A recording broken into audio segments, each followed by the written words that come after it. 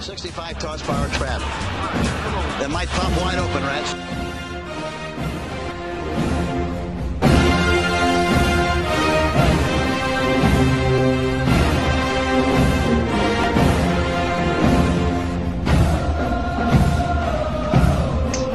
Welcome in, everybody, to the TPT podcast. We're back with a regular here on the TPT podcast. My man, Laurence Smith. You guys see him on TikTok. He's one of the best sports guys on TikTok, bringing in great TikTok lives, talking sports in each and every week. Here we're going to talk a little about the NFL offseason. Your Kansas City Chiefs are Super Bowl champion. So we're going to talk about a little bit of that Super Bowl, what went down, some of the things about Patrick Mahomes. Laurence, what's up, man? It's good to have you back on the show after our Chiefs got it done in the Super Bowl, man. Hey, I appreciate it. And if you guys go back and watch that video that I was in last time, I pretty much predicted that whole Super Bowl pretty much word for word of what happened. I'm not even going to lie. I don't mean to toot my own horn, but I mean, as an analyst, you try to call things like spot on as best you can. And every once in a while, you hit an absolute home run. And I got that one spot on. I'm not going to lie. Yeah, I mean, you know, for those of you who did not watch our last video, because you were one of the last people that were on the show before the Super Bowl, he basically had the script. He saw the script. He didn't bother to send me the script. So I'm over there about to, poop my pants watching the Super Bowl. He's over there sipping his lemonade or whatever he's drinking during the Super Bowl, knowing that the Chiefs were going to win. And I'm over there sweating. And he had the script the whole time. He had it down to a nail. And we're going to, let's talk a little bit about that Super Bowl, quarter by quarter. The first quarter, the Chiefs, maybe even the first half, really, the Chiefs weren't playing the best football. Not until that Nick Bolton turnover where he kind of just stripped the ball away from Jalen Hurts, the tide started to lean back to the Chiefs. But talk a little about the early success for the Eagles in the first quarter and why the Kansas City Chiefs in the second quarter were able to snap out of it and have more success. Honestly, what got us into that situation was just time of possession. If we're being honest, it was just time of possession. Right. I mean, and people point out that the defensive touchdown, that's going to further increase the time of possession, right? So now they had that ball, that possession, and with the way the Eagles play, they're going to run the clock down. Then they get the ball back again. So it makes our offensive numbers look a lot worse than what they probably truthfully were. It's because they didn't get on the field as many times because of that Nick Bolton touchdown, which is amazing. That's the one crucial mistake of the game, if we're being honest, over the course of the entire game.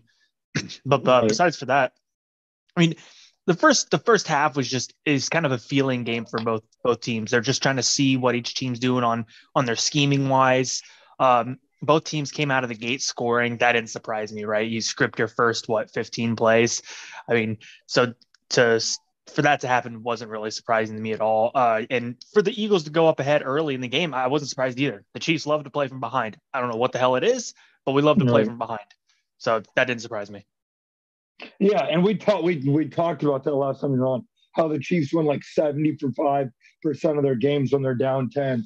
And, I sat there and, I was kind of a little bit nervous when Mahomes get out. But in all honesty, I kind of turned to my dad and I kind of went, I think with 100%, if I had to bet $1 million, I think they're going to come back from this game. It's just something about 10 points with the Chiefs where they kind of think now we can go on all cylinders. We don't have to kind of play conservative. Now we have to go every drive.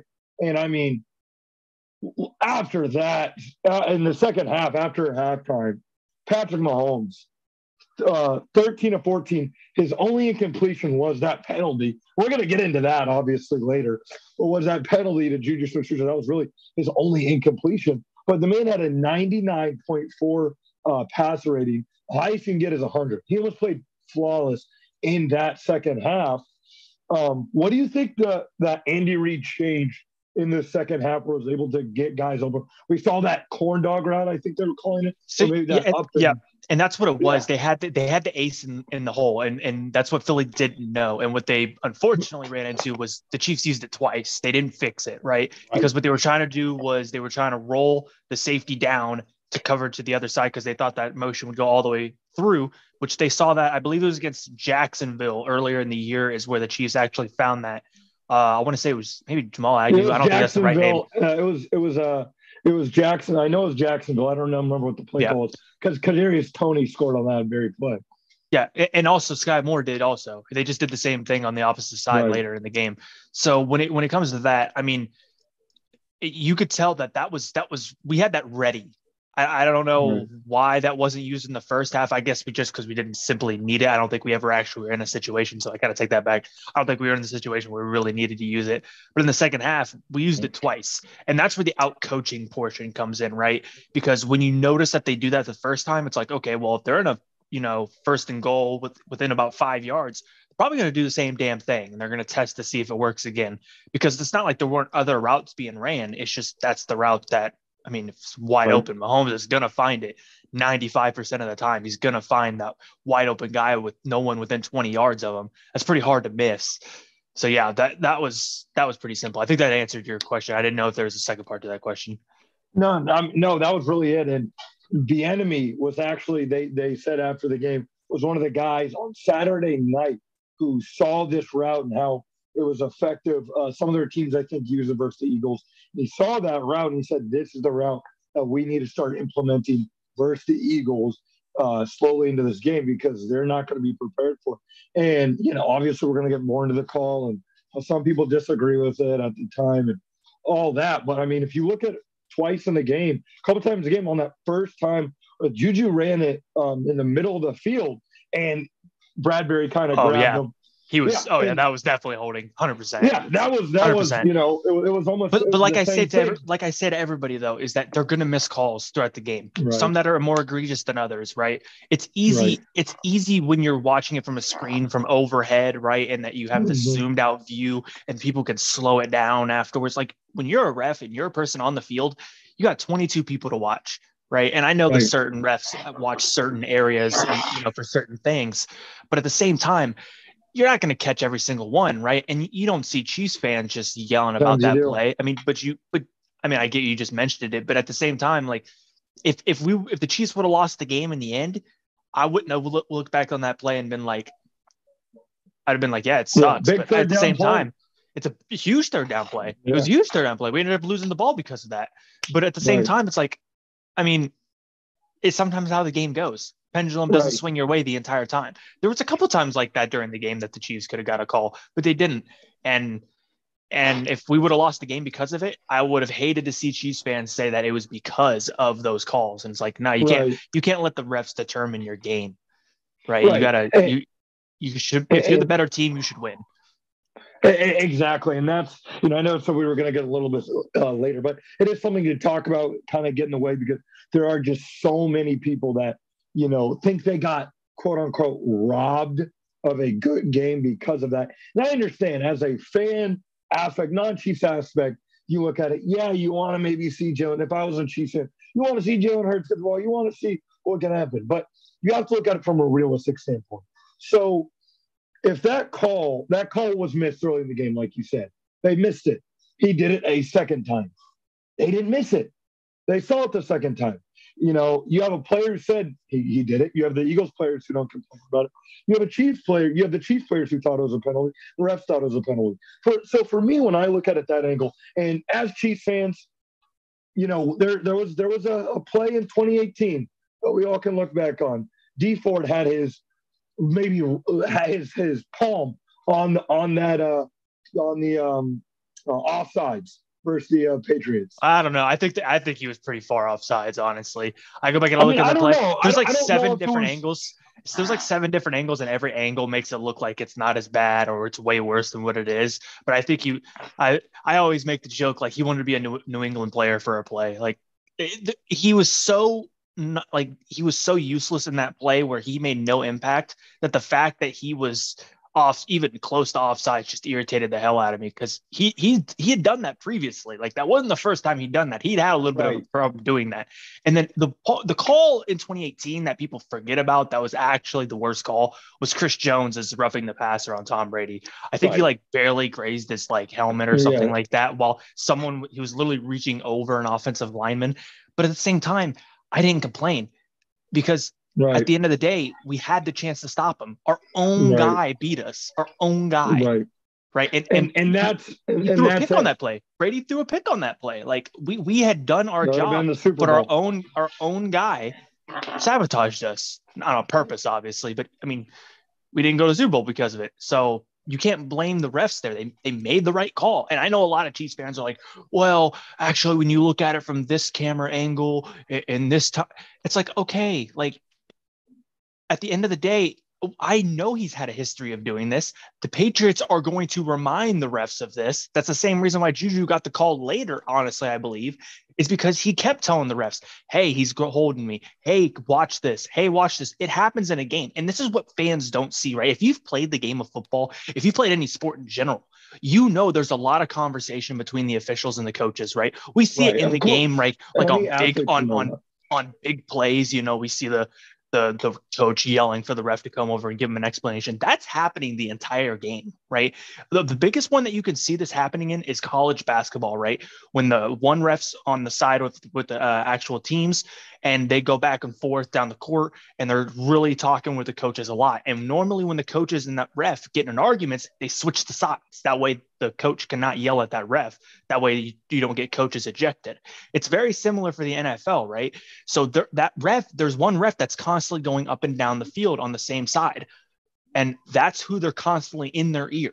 So I don't believe it was that ref that called the penalty on Gardner Johnson later. But at the same time, he's going to be mentioning that. He's going to be like, hey, I'm being told that this is happening. This is happening, right? And that's what happened on the D Ford play. And that's what happened on the Juju Smith-Schuster play. So it's the same Right. thing. Yeah, and that's what I'm getting at is, you may have had some Chiefs fans who said, oh, it was an offside, blah blah blah blah blah. But at the end of the day, I think after a lot of Chiefs fans sat there and said, well, what the hell, D Ford? Why were you offsides? We all know we did it, and some people claim, oh, it had nothing to do with the play. It's like we know we did it. It may have nothing to do with the play, but at the end of the day, you don't call that, and the Chiefs pick it off. That goes against the Patriots. That just gave them a shot where they could have had the right possession, the right call to go win a game. And guess what? The Chiefs couldn't get a stop in overtime. And what happened? The Patriots won the game. So for me, I just find it crazy that people acknowledge especially the people that acknowledge it was a penalty, but say you don't call it because it was in that situation. My thing is, I don't know if you agree with me. We'll get your thoughts on it. I just think if it's a call early in the game, it's a call late in the game. Yes, and when you're a ref, right, you're in between a rock and a hard place there. No matter what, right? I've been an umpire, I've been a ref. Like no matter what you say, 50% of the people are going to hate you, 50% are going to love you. That's just the nature of the beast, right? There's unless it is so inherently obvious that no one's going to be mad at it. But whenever it comes into question, 50% going to love you, 50% going to hate you. I don't care, right? Fastball right on the outside edge, someone's not going to be happy, right? Either the pitcher's going to be happy or the batter's not. Or the vice versa. Same with these calls sometimes, right? And I agree with what people are saying that I wish the game would have played out, right? I get that point. It made a Super Bowl that felt like a top 5 all-time Super Bowl feel closer to 10 now than 5 because of that call. That's real. But at the same time, this is the thing. At the same time, people shit on these refs all day for missing all these calls, but the one time they call it, oh, well, I don't want you to call it in that situation. Well, you can't eat your cake and eat it. You can't have your cake and eat it too. You got to pick one, right? You can't ask them to not make a call or to make all the calls they're missing, but to not make the calls that you don't like, right? And that's the thing is people don't know where the medium is, right? And the thing is, there is no such thing. Now, I can agree that NFL officiating has been getting worse and worse. That's partially because of how hard or how soft they're making these damn rules, right? Because when you keep adding all these rules and more in, you're going to force the game more into the ref's hands, right? If you keep making it, like let's say the quarterback, for example, right? Back in the 80s, even in the 90s, you could hit the quarterback just about any way you wanted within reason without power bombing him. Like they did to Terry Bradshaw in the 70s, and you wouldn't get a flag. But now you can't hit him below the knee. You can't hit him, which is pretty much above the knee, because anything that's like right at the knee, they're going to count, right? Because it's too Waist low. almost. You can't hit shoulder pad or higher, right? Because if you hit in the shoulder pad and their head gets cocked over and that you touch their helmet, that's considered a hit in the head. So now you have pretty much from the top of your pecs to about your belly button, right? Or no, to about the midway through your thigh pad, right? That's about your window to hit a quarterback, right? But now you can't land on them. You can't do this. You can't do that, right? And you add all these rules in, okay? Well, you're putting them in a position where they have to control the game, right? With all these damn rules to protect some of these players, which I'm all for player safety. Don't get me wrong on that aspect of it. But at the same time, if you're going to have all these rules that they have to constantly follow, maintain, enforce, well, at some point you're not going to like the outcome, right? Because you're putting the game more and more in their hands with this, right? With holding, right? People want more holding calls all the time, unless it goes against them or against their bets. Let's be honest. Okay. Right.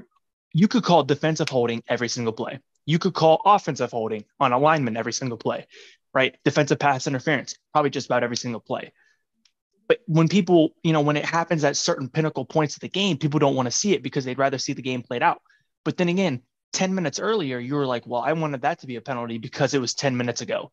You can't do that at the same time. Like, it's so unfair realistic to these human beings who are being officials, right? Because all these people that say this, I could give you 5 years to go train with the best in the world. You're still going to make 50% of the wrong calls. I promise you, right? The best umpires in the world might get 85% of the calls right, maybe.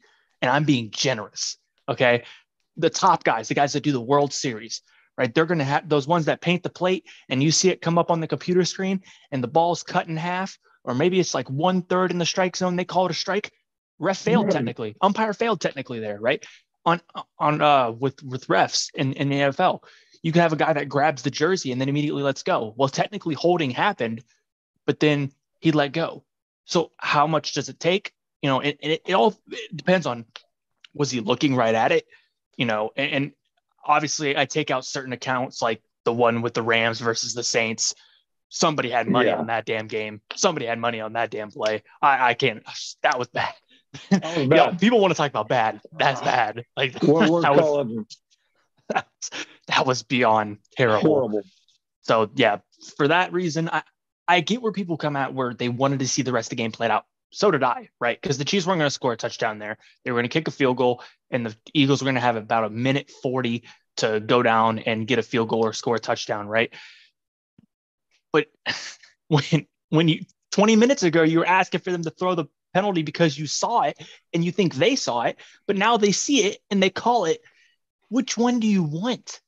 You can't have both. And if you are going to try to have both, you can't get mad at the refs because it ain't going exactly to the way you want. So yeah, that's all I got for that one. I mean, there's no right answer.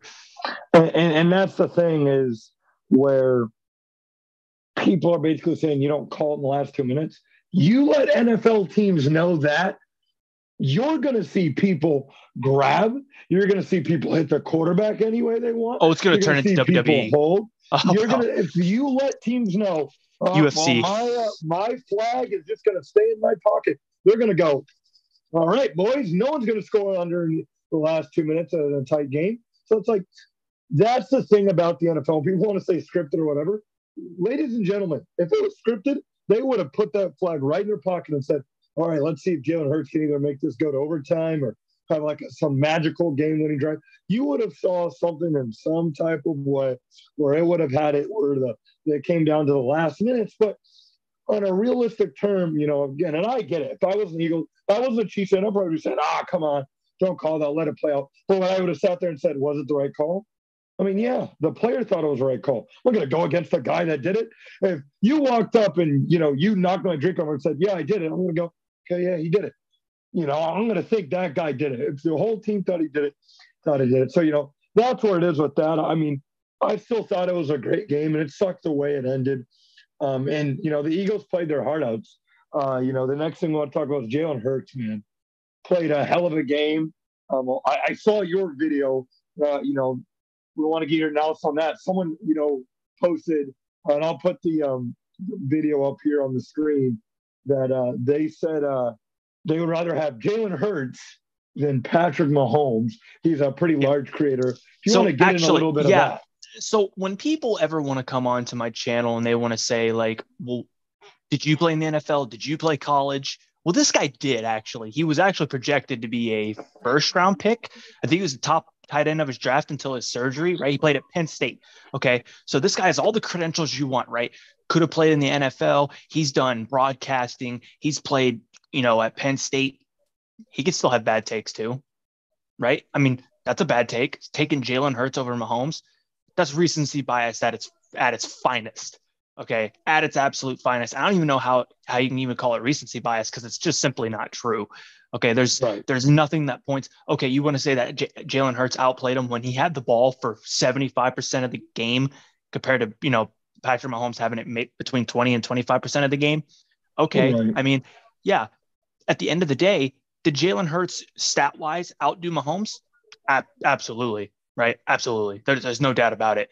But at the same time, Mahomes in the second half was flawless, right? We said 13 for 14. The only one that his incompletion was the throwaway on that play where they did that like spin around thing and they were trying to throw it to the offensive lineman that was eligible, right? That's the only completion. And for Jalen Hurts, right, he played an incredible game, like nothing short of amazing, right? But he had the one unforced error, right? And do I still think Jalen Hurts overall outdid Patrick Mahomes stat-wise for the game? Absolutely. But what did Patrick Mahomes have to do? Ultimately do just enough to win the game, right? He didn't have to put up huge numbers this game, right? He had more of a running game. They betted on their offensive line a lot more. And at the end of the day, if you want to count that against Mahomes, okay. But he just won Super Bowl MVP because of that. He just won an MVP, a regular season MVP, first time since '99 with Kurt Warner. Okay. Right. But because of one game, you want to give it to Jalen Hurts? Come on, bro. Like, are we for real? Jalen Hurts had a top what? 5-3 defense, depending on what, I mean, top two, whatever you want to say. Best pass defenses in years. And on his offensive side of the ball, he had the better offensive line as a whole, right? And then the better wide receiver core by a lot, right? The only thing, that you could give to the Chiefs is tight end and interior offensive line, guards in the center, and then Patrick Mahomes. And then on the defense, obviously, I think we had the best defensive player of the game, with Chris Jones. But at the same time, like, I'm not taking that away from Jalen Hurts either, right? You give a quarterback a good team, he should perform well. And if he doesn't perform well, why the hell is he the quarterback, especially in the Super Bowl, right? Right. So at the end of the day, he showed up. He was not, he did not. I'm trying to think of the word I'm trying to think. He didn't squander the moment, right? He didn't squander the moment, right? It's not like Jalen Hurts went in there and shriveled up. He could have easily at some points of that second half, but at the same time, I can't see how anything over the course of this season, over the course of this game, that when you look at it like, okay, this one season, this one game is better than the last 5 years Mahomes has been doing this. Like, we've seen sustained dominance from Mahomes for years. This is Jalen Hurts' first year of true dominance, right? And to hell with how far he made it in the playoffs, right? Especially because of not this year, but last year, right? Getting beat in the first round, had a great game regardless too. And he still played good in the regular season. But there's nothing that, you got to have a track record, a real track record. Like, the only guy that was starting to develop a track record was Joe Burrow. That's it, right? But talent-wise, if you're trying to say that Jalen Hurts is on the same level as Patrick Mahomes talent-wise, you're bugging. Yeah, you're bugging, right? The only thing he's got is in the rushing game. That's it. And Mahomes has his moments in the rushing game. It's just weird moments, right? It's not like your conventional, QB option. It's just scrambling. It's just a scramble drill, honestly. And then, if you want to talk anything else, there is nothing besides for the rushing game. There's nothing I take Jalen Hurts in over Patrick Mahomes. There's nothing. There's literally nothing. So to say that you'd rather have Jalen Hurts leading your team, it is asinine to me. That was such a terrible take. And I knew it would happen, right? He has a better statistical game in the Super Bowl, and everyone's going to lose their minds, right? You're going to have some of these people that just have a knee-jerk reaction, and they're just going to be like, yep, I'm going to go all in on this direction, right? Now, there's a difference between having a hot take and just being completely wrong, right? And now, if you would have said Jalen Hurts next year, we'll be talking about, in the same light as Mahomes, as in top 3 kind of guy. Okay. Like, do I think that that'll happen? Probably not. But is it a good hot take? Absolutely, right? I have my own hot take that I have going on my channel right now that nobody likes. Okay, I won't name it because I'm about to do a whole video on it myself. But there's a video that the whole sports world's going to hate. But at the same time, it's a hot take. It's not necessarily like completely out of the realm, right? Fact, when you put Jalen Hurts above guys like Josh Allen, Joe Burrow, and Mahomes, he has to have something that's so astronomically high for this year that you would even consider putting him above these guys. One, he didn't win the MVP. 2, he didn't win the Super Bowl. 3, he wasn't like incredibly dominant himself leading up to the Super Bowl, right? It's not like he was throwing 400 yards a game with 100 yards. It's not like he was having these like just monstrous games, right? He was having great games. I mean, their team was winning, but their team was dominating as a whole. The Super Bowl was the first game that you saw him dominate as him, right? As just Jalen Hurts in the playoffs. Okay, we've seen Patrick Mahomes totally carry games for years, right? We know that defense is not top 10 in the league. He's never had a top 10 defense. And the only reason that it looks so much better in the playoffs is because when you look at a defense in the regular season, you're comparing it to 32 teams. In the playoffs, you're only comparing it a game at a time. That's why the defense looks so good in the playoffs, because they're doing just enough to win the game. And that's all you need. But at the end of the day, when you're comparing it to the regular season, well, yeah, they're not going to look as good as amongst 32 teams. I only need you to be better than one team today. That's the playoffs are. I need you to be better than one other guy on the other side of the field. That's it, right? And that's why when you look at Jalen Hurts, right, he had an incredible game, but at the same time, I have not seen anywhere near the level of what Mahomes has done, except for one game. Truthfully, just one game. Now, you could go back and look at the regular season and probably point out a couple games, but I've seen Mahomes do this for years, ever since he first started. So I can't even consider putting Hurts in the same conversation as Mahomes as the best quarterback in the league. There's no way. That's all I got, man. Yeah, and it was done by Adam Brenman. I don't even know if I'm saying his last name right. No disrespect. He does put out a lot of great content, does a lot of good things in the sports community, but I don't give a damn if you're going to make a take. And especially when you say, and a lot of GMs would agree with you too, you're not safe, man. Like, I don't know if we'll see this or not. It'll be out there. But when you put out there a lot of GMs would agree with you too, that's a damn lie. That's a damn lie. If you put out there and you went up to each GM and you say, you can get Mahomes for $1 million today, do you go get him? They'll sign that for $200 million. They'll sign that deal immediately. So as you sit there and say, oh, I'm going to take – well, first of all, when you don't think Travis Kelce's a tight end, you're already saying stupid stuff already. But then when you go out and you say majority of GMs will agree with you, that's a damn lie. You may find one, and that's the Eagles GM. That's the Eagles. That's it. You ain't finding GMs. You won't find the Raiders. You won't find the Chargers. You won't find the Broncos. They all go out there and say, who are you taking? Jalen Hurts, Patrick Mahomes. First of all, here's the thing I just got to get off my chest is I feel like that type of disrespect is ridiculous. Was a guy who, and I'm not saying he gets disrespected all the time, but the fact that he's not the only guy. I'm not just going to single him up. There's other idiots out there that say Josh Allen and Joe Burrow. But, what are we talking about here? This man, ever since he came in the league, has dominated the league. The reason why I ask people all the time, and you probably know this too, I ask them, why don't you like the Chiefs? Some say Jackson Mahomes. I say, okay, again, why don't you like the Chiefs? I just don't like them. You don't like the Chiefs because they win the majority of teams. I don't think the teams Mahomes has lost to in his career is now he's beat the Seahawks. And so he's beaten every team that he's pretty much played in his career. But the type of disrespect he's getting without even enters your mind. Where he already has 2 MVPs. He has 2 Super Bowls, 2 Super Bowl MVPs. Just passed for the most yards in a season. Don't care if it was 17 games or not. That's the new regular now. So that's what it's going to be. But the fact that this man has done what he's done on a consistent basis, I just feel like it's kind of crazy. I don't know about you, and something I wanted to talk about is we're not going to not act like this past April.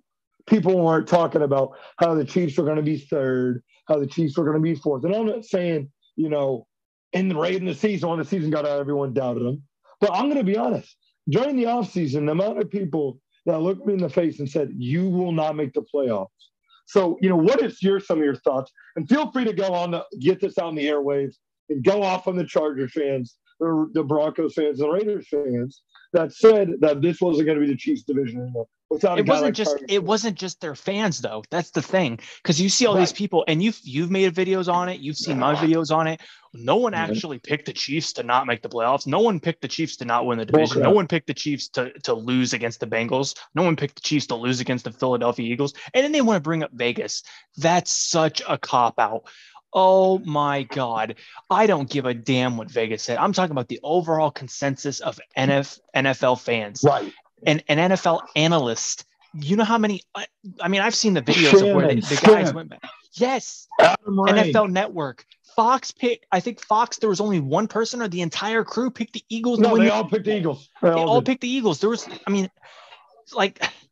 So when people try to go, well, Vegas didn't have them. Did you have the Chiefs? Did you have the Chiefs in either game? If you're not a Chiefs fan, did you honestly have the Chiefs in either game?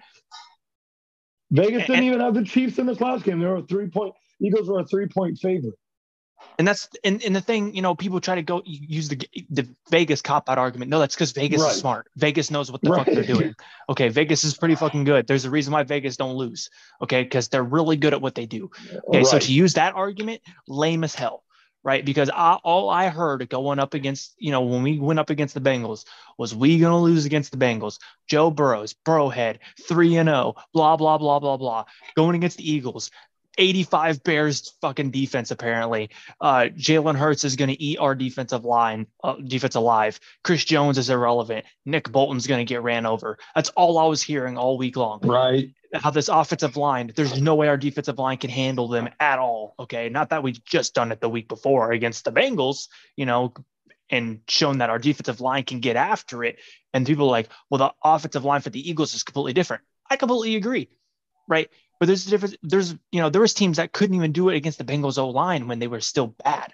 Okay. And I know people aren't going to like that necessarily as much, that take, but it's true, right? The Bills were nowhere near as good as getting to Joe Burrow. Right. So you got to, and Chris Jones was that guy. He was the best defensive player in the game. Right. So all I'm hearing is, well, he won't be able to get past the Eagles, offensive line. Yeah, he will. If he's the best guy on the field, I trust him to make some of those plays. Did he sack Jalen Hurts? No. But did he? No, but the run game was ineffective. Yes. And that's the thing. And when people want to go back to the beginning of the season, well, no one actually picked the Chiefs to lose. When people just go such, I can't.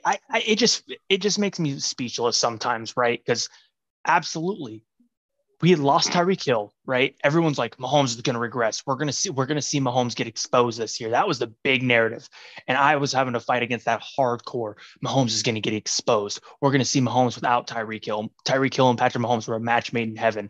Travis Kelce is going to get locked up now. All that didn't work out so well. Okay. I don't know how else to put it. And they might get third in their division. They're probably not even going to make it to the playoffs. Okay. The Raiders get Devontae Adams. Him and Carr are going to be the best duo in the league now. The Chargers get J.C. Jackson, Khalil Mack. Oh, their defense is unstoppable. They're just going to sack Mahomes 45 times in a goddamn game. The Broncos got Russell Wilson. Oh, the Lord and Savior fucking Russell Wilson. He sucked. He couldn't even get as many touchdowns because he did bathrooms in his goddamn house till like week 14, 15. Dude was trash the whole year. Oh, it was Nathaniel Hackett. It was kind of both. Okay. Hackett was not good either. But at the same time, everyone's like, well, this is a fake narrative people are making up. No, it's that we're Chiefs fans, so we kept receipts. Okay. Right. And let's not forget the internet is easy to go back and find this shit because everything has a date on it. And all I got to do is go back to when you were saying this shit, pull it back up. And now it's like, oh, huh. So where's the same energy? But people were like, oh, well, they didn't actually mean that. Get the fuck out of here. Again, cop-out answer. They said it. It's like, and we have right here, NFL Network's Adam Rank, who, whatever he's getting paid NFL Network, he shouldn't be getting paid. So he had the Broncos winning the division and winning 13 games. And then who do you have in the last place, going 10-7 and missing the playoffs? The Kansas City Chiefs, and all the images up here for you. Shannon Sharp, the Chiefs will not be the same team without a guy like Tyreek Hill. They will miss the playoffs. You had Fox's official prediction. Chiefs will win 9 to 10 games, but miss the playoffs. I mean, I just don't get. And Travis Kelce went up there and said, people said we weren't going to make the playoffs. Let's make his little sounds or doing whatever. And it's like, in a way, he was right. So you saying there, oh, why are they doing the whole Georgia thing? No, that was a lump of crap what Georgia was doing. This was real. And my thing is, Patrick Mahomes has played at 3 Super Bowls. All 3 Super Bowls, he's had the last team. And we're still not putting respect on what he's been doing. And historically, where if he retires today, he's a first half ballot off him. My opinion. Sure. Facts. And I 100%. just don't understand the type of level of disrespect. Not all the time. I'm not trying to act like people don't think Patrick Mahomes is a top 5 guy, anything like that.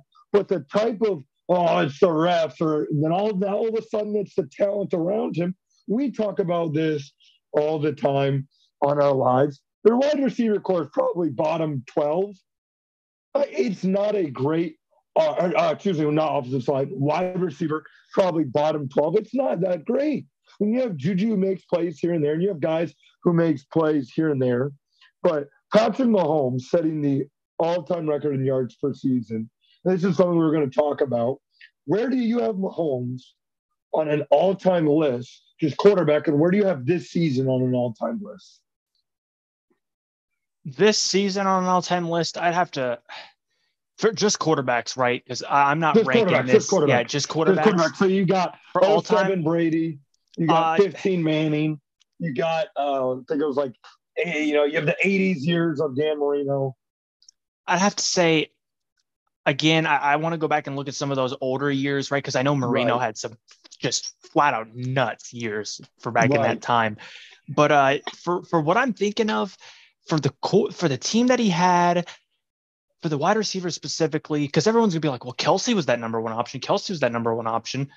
Y'all didn't have that same energy going into the season. Y'all was saying without Hill, it was going to be washed. Yeah, you said without Hill, it's all going downhill from here. Kelce wasn't going to be effective. A lot of people. And for him to win MVP, which should have been unanimous. That was bullshit that Josh Allen even got a vote. Okay, and then Jalen Hurts. I get Jalen Hurts. At one point before the injury was probably front runner, but but he's through 22 Mahomes should have won unanimous. And considering everything against them for just the regular season, yeah, it's a top 5 regular season ever. Then you add in the playoffs. I don't see why not. I look at that Peyton Manning season, was unreal. Okay. Like that in the 07 Brady, I'd have to go down and crunch the numbers really hard, right? Because I want to talk about like passing percentage. I want to talk about the overall team around him. The defense is a big thing to me. And we know what that defense was around Peyton Manning that year, but at the same time, Peyton Manning didn't win the Super Bowl that year, right? So they got demolished, and then neither did the Patriots, and that team went 16-0. Right. So and when you consider Randy Moss, Ben Watson, they had a great offensive line, great defense. When you consider all things, you could make a case that it's in the top 3. Right. And I know some people are going to be like, well, it's number one right off the bat. You'd have to bring a pretty good case to knock off some of these legendary, because we're still like a few months removed, or within a month removed of the season. So people are going to be like, there's no way you could put it above these legendary years. You have to go down and really crunch the numbers to give yourself a good case, because not for another 2 to 3 years, 5, 10 years, even maybe, are we going to look back at it and be like, damn, that year, like we're looking at it now, like, damn, it really was that good of a year. But at the same time, all time, Mahomes all time. Your top five guys. I think the top three should unanimously pretty much be Brady, Montana, Manning. And then it's after that it becomes really cloudy, right? Everyone, people want to throw Rodgers, Elway.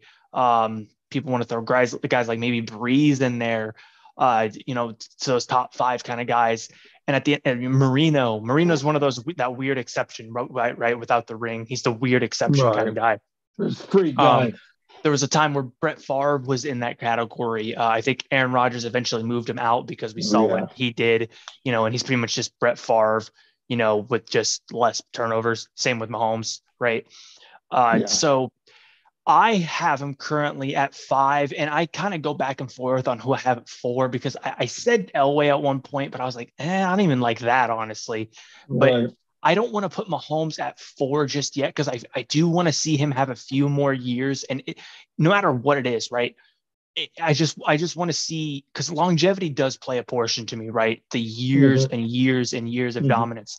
He has a peak that is uncomparable, right? He has a peak right now of just these first 5 years of his career that you can match to anyone's best 5 years of their entire career, of the whole 15-year career. You could take their 5 best years, compare it to Mahomes' 5 best years, and you'd be like, damn, the year that he separated his kneecap, that's the year he won the Super Bowl. Damn. So that kind of takes that year. You can't just throw that year out the window. Damn. His first year, 50 touchdowns, MVP. His 5th year, loses his number 1 option, and wins the Super Bowl regardless, on a bad ankle. Like there's so many, you got to incorporate things like that too, where like just the situation that we're up against. And then the big thing for Mahomes that's going to help him in this case down the long run is the defense he's had, because we know the phrase, right? Defense wins championships. He's the one guy that just disproves that damn theory, right? You can't, there's nobody else, right? And I think this is what's going to help him later on when we talk about Tom Brady versus Mahomes. I think it's going to come down to that scenario. I think Mahomes has a case right now, to be on that trajectory, no doubt, to be number 1 or number 2. A lot of people think he's going to finish number 2 because everyone wants to say, well, he has to get 7 rings. He has to get 8 rings. That's so horseshit. That's so horseshit. He doesn't need 7 rings. He needs 3 to start getting conversation. He needs 4 to be in the conversation for real. Okay. He needs 4 to be in it for real. And also you look at it, people want to compare Brady's first 5 years to these first 5 years. Mahomes already had 2 MVPs. It ain't even close, right? This team is winning championships strictly because of Mahomes' play, right? I know everyone's going to point to Nick Bolton touchdown and be like, but what about this score? Okay, there's 38 points scored this game. Right. Like, where did the rest of the points come from? Well, how did that second half go, right? In the ball. Look at 50% of the time. Look at Jalen Hurts' numbers for that game. You're really going to tell me that one play is better than everything Mahomes did? Like, these people are going to try to go to that argument. And here's the argument that's really going to hurt Brady in the long run. And people aren't mentioning it yet. And I'm going to make a video on it. People are going to bring up the cheating. People are going to bring up the cheating and be like, that might take off 2 Super Bowls for him. That might take off 3 Super Bowls for him, right? Because a lot of people look at those cheating scandals. It's like, damn, that might be the reason why they even won, right? Deflategate, the Spygates, there's and as the years go on, over his head, as the years go on, more and more comes out. Like, people forget, like, just this, I think it was last year or 2 years ago, even more came out, right? It's one of those things where people aren't including that in conversation yet because all anyone wants to bring up is the amount of rings. Okay. That's not a good argument at the end of the day, right? Because there's so many people that you could disprove that with. But at the same time, it's the full body of work. It's how much Tom Brady's accomplished. It's how much he's been able to, the amount of time he's played, all the records he holds, all the postseason records, regular season. He just owns everything, right? He's kind of like LeBron, but he also has 7 rings, right? I mean, let's just be honest, right? He's pretty much Bill Russell and LeBron at this point, just combined. Okay, it's kind of nuts. Right. But I think it's going to be very similar to Kareem Abdul-Jabbar for basketball, right? Kareem was the GOAT before Michael Jordan, okay? But they did not like Kareem Abdul-Jabbar. People do not like Tom Brady. People are going to be quick to jump off the Tom Brady hype train, right? They're going to be quick to jump off of his name. The only thing that's going to hold people is the 7 rings. That's it, okay? And that's why when Jordan won the first three-peat, they're like, oh, well, Kareem never did that. Kareem's no longer the GOAT. It's Jordan, right? After the first three-peat, they were deeming Jordan the GOAT. Okay. After the second three-peat is when he really became the GOAT. Then it was solidified. Okay. The first three-peat, he was not the GOAT. The second three-peat's when he became that guy. Okay. Yeah. And it's the same thing I think is going to happen to Tom Brady. People are going to be like, well, you look at the first 5 years of his career when he got 3 rings, you're like, there's a lot of guys I'd put on that team that could win that Super Bowl. But then you look at Mahomes' teams, you're like, there ain't too many guys I could put on that team. Maybe none that you could put on that team and win 2 and go to 3, right? Because people are going to talk about, well, they scored 7 points against the Tampa Bay Buccaneers in that Super Bowl. What happened to your magical Patrick Mahomes? Eli Manning beat Tom Brady twice, and Nick Foles, a backup guy who's literally had 1 relevant season, and that's literally that postseason run. So that argument is just wildly stupid, right? And that's going to happen when you go to 10 Super Bowls. You're just going to get beat by some phenomenons. But you took a 16-0 team to the Super Bowl, and you lost to Eli Manning, not once, but twice. Okay, so I get it. Mahomes has lost both times in the games against Brady, but it's not because lack of Mahomes' play. Right in the AFC Championship game, the defense couldn't make a stop in the entire fourth quarter or overtime, and the one stop they did get in overtime was deep forward offsides. And then in the Tampa Bay game, come on, people, let's be real. Okay, 0 fucking starting offensive linemen from the end of the season, 0. Okay, he was out there with a makeshift offensive line from hell. Okay, that was pretty much just traffic cones, and it was like, all right, you get a sack. It was just. That's what everyone said was going to happen with the Philadelphia Eagles this year. And it's like, nah, I don't think y'all realize what's coming, right?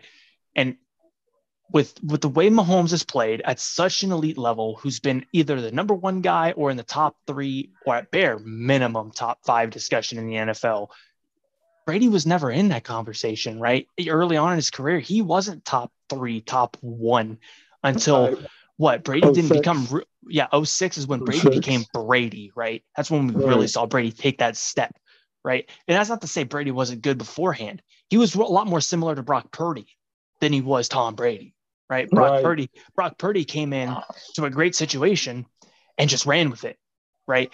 And I don't think anyone's talking about Brock Purdy being top 5.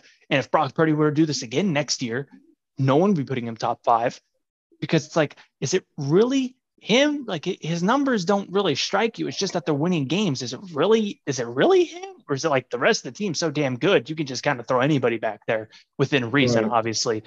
So I think it's very much that situation, right? With Mahomes, it's like he has to take this team to a whole new level. Like we saw Alex Smith with a team that was, that Mahomes took the following year to a Super Bowl and the AFC champion, or not to the Super Bowl, the AFC championship, and got an MVP. Right. So Alex Smith was a good quarterback, right? He was playing at an MVP level his last year with the Chiefs. We needed to take a step up from that, right? And Mahomes was able to do that and then some for years, right? Just to jump right out the gate. So to even say these first 5 years is really comparable between him and Brady. No, Mahomes got this one checked off in the box easy, right? Because people are going to be like, well, Brady has an extra Super Bowl. He's got 3 Super Bowls and Mahomes only got 2. Shut the hell up, dude. If you say that, you casual and you don't look at anything but rings. You just ring chasing. Okay. And you better keep that same damn argument when we go to basketball. Okay. I don't want to hear nothing about Jordan. I don't want to hear nothing about LeBron. I want to hear Robert Ory, and I want to hear fucking Bill Russell at the top of your list. Because that's so stupid. Right. Because there's a difference between being the reason you win and being in the right place at the right time, right? Mahomes is the reason the Chiefs win. Brady was at the right place at the right time. That's how it is. And my thing is, we don't want to just sit here and, Mahomes is Mahomes that, but at times it's like you don't even appreciate. You see, so I'll watch other games. I'll watch another game. It's like, oh my God, how did that guy not make that throw? Or how did I'm just like, wait, my bad. Like I watch Mahomes every week. Like my bad, Jared Goff, my bad, Purdy, my bad, these guys, Tua, whoever it is, when they're not going out there making crazy plays. I'm just like, oh wait, I'm used to Mahomes and a guy who makes majority of his plays. And let's not forget what Tom Brady didn't win a Super Bowl for almost 11 straight seasons. I don't know if you're going to get that out of Mahomes. There's going to be a time where he has a drought. And, yeah, there's gonna be a period where that happens, and people will be like, "Man, we really did put him in that top 5 category too soon." No, he didn't. No, he didn't, because it depends on how he plays throughout these years, right? If he's still winning MVPs, if he's still getting MVP votes, if he's still winning MVPs, making it to AFC championships. No, he wasn't getting put too high. It's that you're not going to expect the guy to go to the Super Bowl every damn year of his career. And if that's just not realistic. Next year, I'm not going to sit here and be like, oh my God, how do we not? Do I think they have a great shot with this upcoming offseason? We'll get a little bit more into the offseason. But I mean, if Mahomes in the next 5 years does what he did in his first 5 years, I mean, like in his first 11 seasons, he'll have 4 Super Bowls. And if he has 4 MVPs, if he can even double this in the next 15 years, that's impressive. He finishes, with 4 Super Bowls, 4 MVPs. I don't think he needs 7. And if you sit there and say he needs 7, that's crazy. If he gets to 4 or 5 and you're still sitting there saying, Tom Brady this, Tom Brady that, I don't know what to tell you. Especially without top 10 defenses. Defenses. I mean, that's the crazy part. That's the crazy part is that he's doing this with defenses that are subpar to mid when you compare them to the rest of the NFL. But people are going to point out in the playoffs, and I already explained this earlier. They're going to point out in the playoffs, be like, but they played really good in the playoffs. No, that's how they normally play. It's just that they win games because Mahomes is playing at such a crazy damn level. Like, yes, the defense looked good that game. Just because Mahomes has to play a certain way. And it's not just Mahomes, right? This is a team sport. And I'll be the first one to admit that I've been kind of saying Mahomes a lot and not just the offense, right? But at the same time, he's the engine. There's just some things that he does. Yeah, exactly. He's the engine and everyone else makes up the frame, right? Car can't drive without the damn engine, right? Now it needs wheels and it needs the frame. But at the end of the day, I can make the car run without wheels. It just ain't going to go far. Okay. Right. I can have the engine running and I can make wheels move, but with no frame on it. Right. So it's not that useful of a car, but with Mahomes in there, you could just put the right pieces just enough around him. He can make anything move. Right. And before we get into some of our off-season needs here quick towards the end of the show, you get to hand out some awards to our Kansas City Chiefs players. You get an offensive rookie of the year, a defensive rookie of the year, a special teams player, defensive player, and MVP of the team. So who are you going with real quick? Two rookies get offensive player of the year on each side, a special teams player, and then defensive and MVP. Who you got? Offensive rookie of the year is Pacheco. I mean, is there another answer? I mean, really, is there another answer for this question? And then on the defensive side of the ball, that's actually a lot more tough because a lot of our rookies really showed out later in the year, right? I want to say like Karlaftis or Chanel, right? But I have to go back and look at the numbers just to kind of compare them a lot better because they were used in different ways, right? But I think it's definitely one of those two guys because I'm talking this is a 20 games, 20 games throughout the year. So I'm gonna probably say Karlaftis or Chanel for that one, and then offensive player of the year. I'm gonna say something crazy, because everyone's gonna pick Mahomes. I'll say Kelsey, okay? Nice. Because I think Mahomes is that guy but everyone was focused on Kelsey, right? Obviously, the answer is Mahomes. Let's be honest, the answer is Mahomes. But without saying Mahomes, because Mahomes is already the MVP of the league, so Right. obviously he's going to be the best damn player on the team. Okay, but I'd give the Offensive Player of the Year, excluding Mahomes, to Travis Kelsey, because he's getting double teamed. It doesn't matter, right? They're scheming the whole damn defense against him. Doesn't matter. Okay, and all the narrative surrounding Kelsey that he's not the number one guy, or that he's not good at this, or that he's underrated at that. Okay, whatever. He'll just go for $115 on your team with 3 touchdowns. No one cares. Okay, at the end of the day, Defensive Player of the Year, I almost want to say Nick Bolton, but it's Chris Jones, right? He's Defensive Player of the Year candidate, so it is Chris Jones. Nick Bolton is probably the most underrated defensive player in the National Football League, for being honest. Right. I know he's only a second-year guy, but he showed this last year, and he's just done it over again this year. He was second in tackles by 4 tackles at 180. That's just absurd. Okay, he's not the best or greatest at a pass coverage, but he's always near the ball, right? He's the ball hawk. He's what we almost call a monster back. Wherever the ball is, he's going, right? And then Special Teams Player of the Year, our punter, Townsend. 100% our punter. That man is, I thought after Cole quit, I was like, damn, we're never getting a punter like that again. And then we brought in the guy that looks like Trevor. The guy looks like Trevor Lawrence. So it's like, okay, cool. That worked out perfectly in our favor. And then what was the last one that you said? I think you covered them. Defensive Player of the Year, offense and defensive player of the rookies, and then you had your MVP. Now with Travis Kelsey. My MVP is Travis Kelsey, or my MVP is Mahomes, but the Offensive Player of the Year is Travis Kelsey, and then just like the defensive MVP, would be Chris Jones, but the Defensive Player of the Year, that you know what I mean, right? Like if there's an MVP on each side of the ball, Chris Jones would be the MVP, but like the next step down would be Nick Bolton.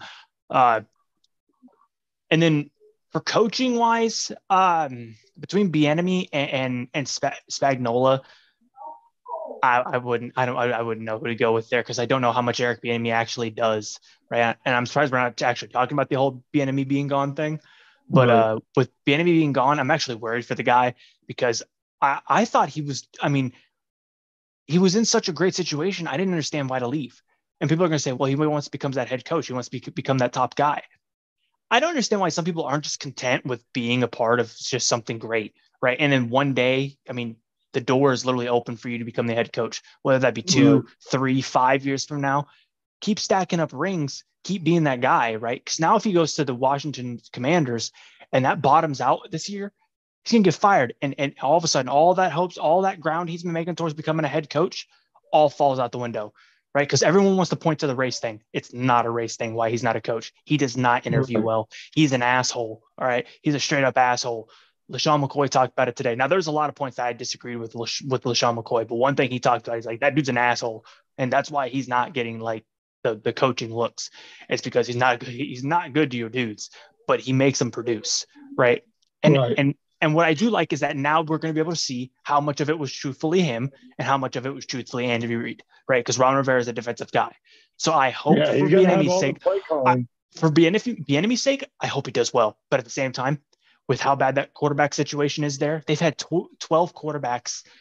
I have the graphic. Out of all the teams in the league, they've had the most starting quarterbacks since I can't remember what year it was, but it's 12. The next closest team is 8, right? They had 3 this year alone, right? Who are they going to go with? Sam Howell? Are they going to go with Carson Wentz? I hope not. Are they going to go with Taylor Heineke? That's not the worst option. Sam Howell's right? We saw one game, right? So, the rest of the team is a lot of just nitty gritty, right? Their offense was it's almost like the inverse of the Chiefs, right? Their defense was expected to take the main brute of the force during the game, and their offense just do enough to win the game, right? Completely different from what the Chiefs were. If it can work, it's a match made in heaven, right? But now we're going to figure out how good Eric Bieniemy is. and they could scapegoat him really quick. I mean, we could be talking 3-4 games into the season. Everybody's gonna be like, well, damn, we've been talking about this guy becoming a head coach for years now. And damn, this offense sucks, right? We saw this offense not be too bad last year. They were just a game or two away from making the playoffs. And now this offense looks like trash. And people are not going to talk about the quarterback situation. People ain't going to talk about, not having a true running back. People are not going to talk about any of that, right? They're just going to point at it and be like, you've been wanting to be this guy for years. You had the chance to really prove yourself, and you done screwed it up really quick. And he could be on the hot seat like that 2-3 weeks into the season, right? And by mid-season, I don't think he'd get fired, right? Because coordinators often don't get fired like mid-season. It's normally just the head coach. Right. But if he doesn't look well, he'd be a 1-year guy, right? I mean, that's how fast this could go south for him in my eyes. Right. Yeah. And, those are some of the things they're going to have to address in the offseason. Do you go to Matt Nagy as your OC? Do you bring somebody else in? I think they'll go with Matt Nagy. I mean, again, I hope the enemy does do a good job in Washington. They do have some problems over there at the QB position. And then, they have the most likely they're going to have the QB coach position open. Would you like to see them go in-house? Would you like them to go see a guy like Cliff Kingsbury? That's a name that's been floating around. They say he knows Mahomes.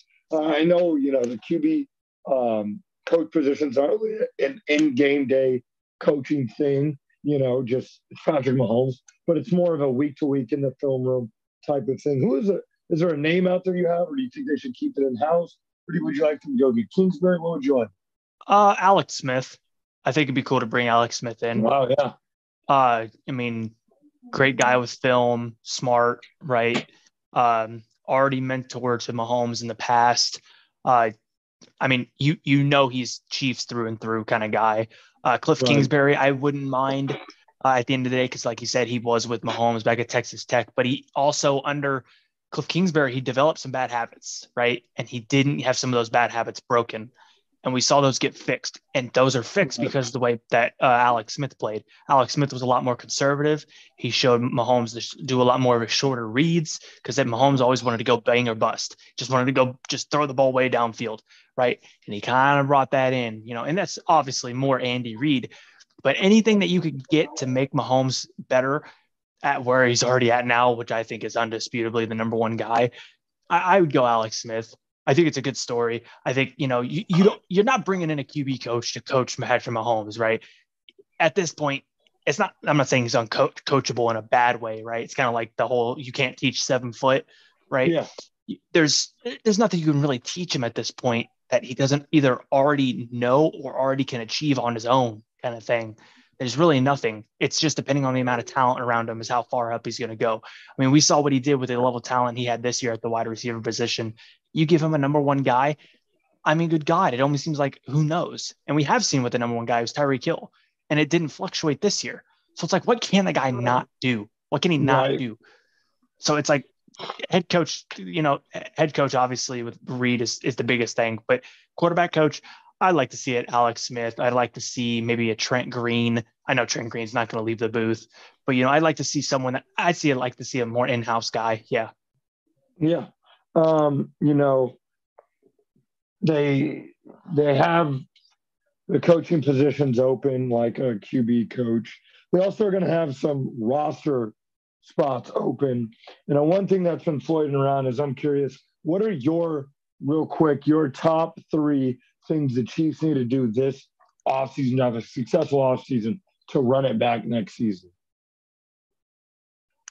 Resign Juju, resign Orlando Brown for a shorter term deal and not too expensive, right?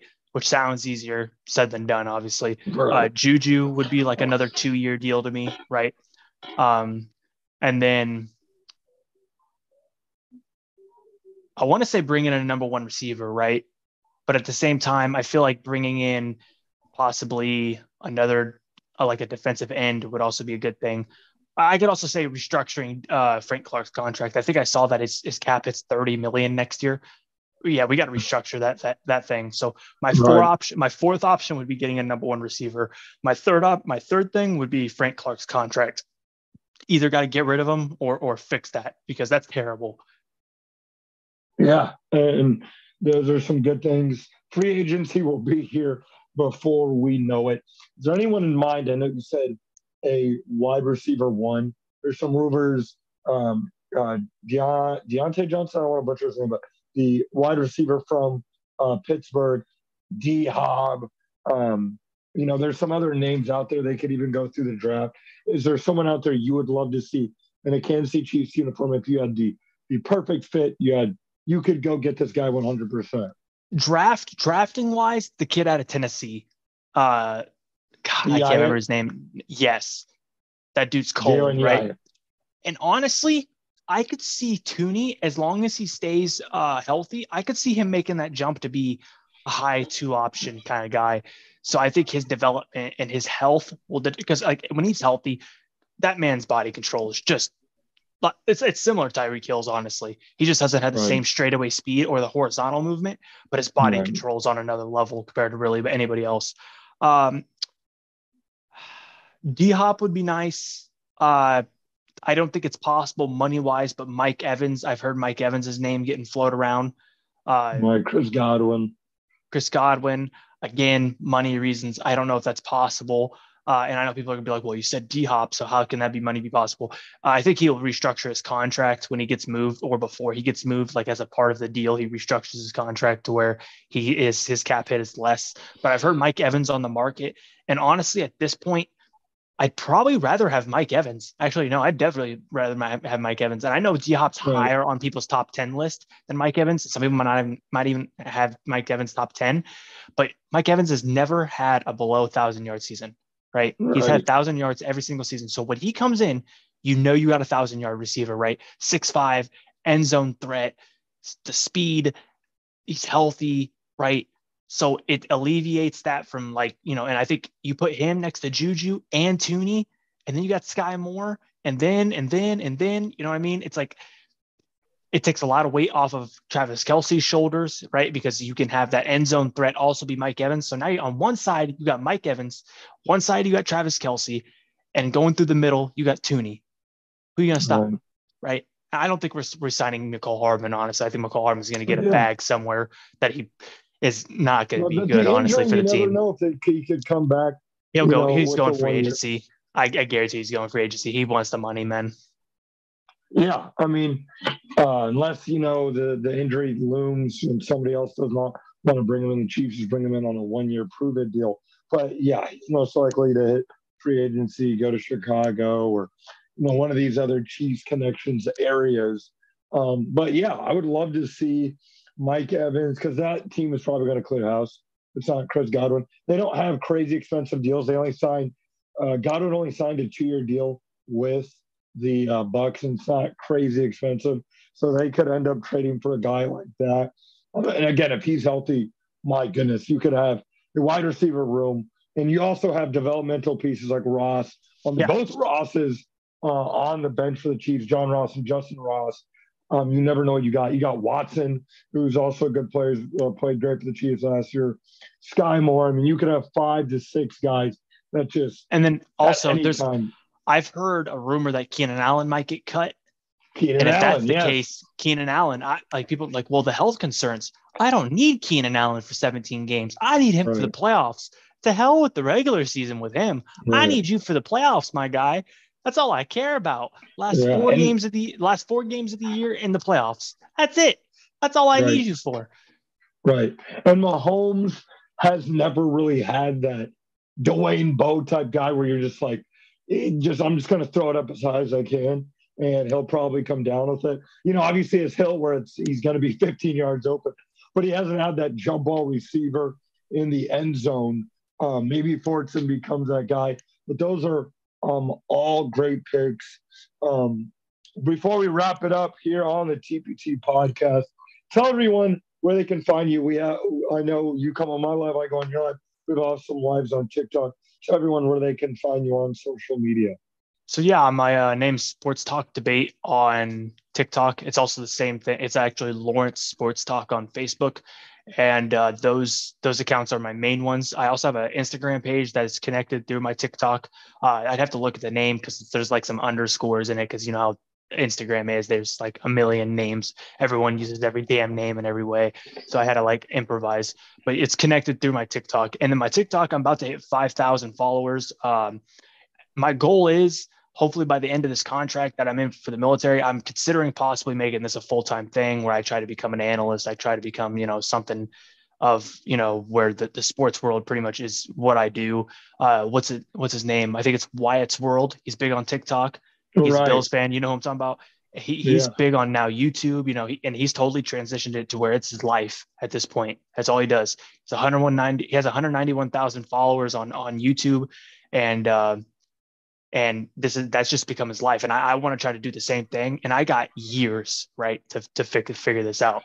So right now I'm posting every day, trying to go live every day, or at least 4 times a week. I think I'm pretty consistent.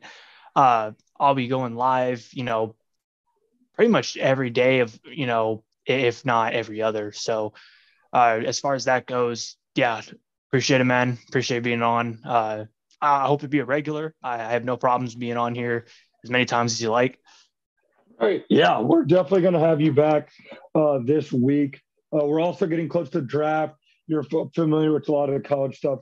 We're definitely going to have you break down some of the draft needs of the Kansas City Chiefs. So, guys, you guys are going to see Laurence a lot on the TPT podcast. He is going to have some videos where it's just him on here breaking down some either film or breaking down some players the Chiefs should go after in free agency. Guys, me and him are going to have a lot of videos this offseason with the TPT podcast. While other people are taking breaks in the sports world with the NFL, we're going to be on here breaking down some XFL players that you could see in the NFL the Chiefs may be going after. There's so much to get done this offseason for the Kansas City Chiefs because it is run it back season. Laurence, thank you again for being on the TPT podcast. Appreciate it, man. All right, guys, we'll be back again this week. We may have a midweek video for you guys. We will, of course, be back for sure on Friday. Between then, make sure you guys go to Instagram, go to my Instagram, Jaden M. Lawler4, and go to Sports Talk on TikTok. That's where we will be talking, not just NFL, guys. We talk about other sports as well. So make sure you guys go check that out. We will see you guys on Friday for another video of the TPT podcast. Thanks for watching. Make sure you guys hit that notification bell, follow us on all social media, and check out our videos each week.